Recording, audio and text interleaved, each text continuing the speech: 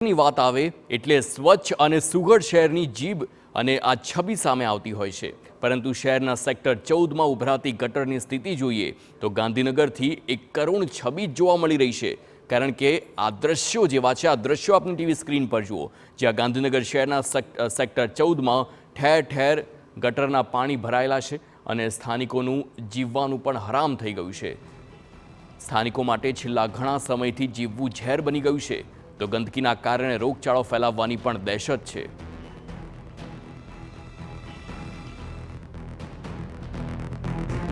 एक मिनट दौड़ महीनाની પરથી બધાને કોલ કરીએ, કોઈ સાંભળતું નથી। અરજીઓ કરી અમે લોકોએ, બરાબર। છોકરા માંદા થયા, બેન બાજુમાં છે, એમને કાલે બાટલા ચડાયા। મારે એ બી ડેન્ગ્યુ થયું છે। પેલા માસી છે, એમને રિનોવેશન કર્યું, એ પોતે માંદા પડ્યા, એ બહાર બેસી રહ્યા છે અને પાણી ગટરનું પીવાના પાણીમાં ભેગું થઈ રહ્યું છે।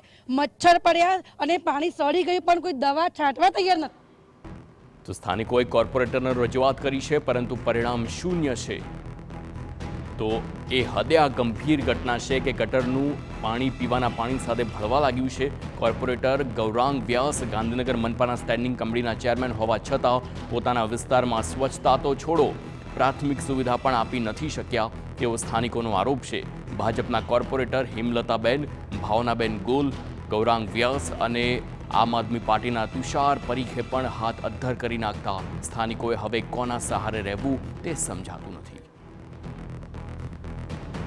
અમે કોને કહીએ, રજૂઆત બી બહુ જગ્યાએ કરી, મ્યુનિસિપાલિટીમાં કરી, કલેક્ટર ઓફિસમાં કરી, અહીંયા પાટનગર યોજના ભવન પર કરી, કોઈ કહેતા કોઈ જવાબ અમને મળ્યો નથી। આના માટે હવે શું કરવું?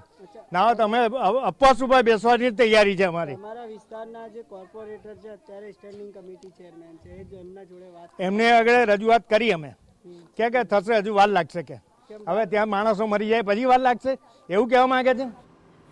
તો રાજ્યની રાજધાનીમાં જ પ્રાથમિક સુવિધા માટે નગરજનોએ ટળવળવું પડે તેવી સ્થિતિ છે અને કરુણતા પણ આ સ્થિતિ ઉપજાવી રહી છે। પરંતુ તેનાથી પણ વધારે ગંભીર બાબત એ છે કે મનપા આ નાગરિકોની કોઈ વાત જ સાંભળનાર છે નહીં। મનપામાં કોઈ જ તેમની વાત સાંભળનાર છે નહીં।